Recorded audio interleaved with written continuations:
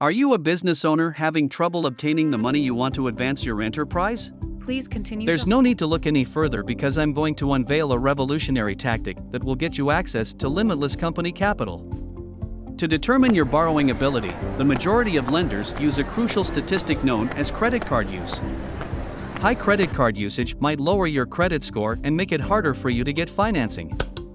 What if I revealed a way to compromise this system? You may rapidly increase your borrowing power and increase your chances of being approved for business capital by hiding your credit card usage. Here's how it functions. Step 1. Increase your credit card debt payments. Start by reducing your debt as much as you can to reduce your utilization rate. Step 2. Set up credit card alerts in Step 2. Many banks and credit card issuers provide notifications that can help you monitor your spending and make sure you never go over your credit limit.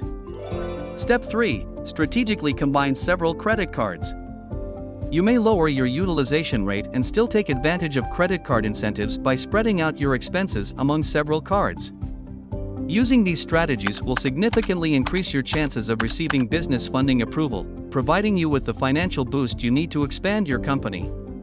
Remember, before putting any financial strategy into action, you must speak with a financial expert.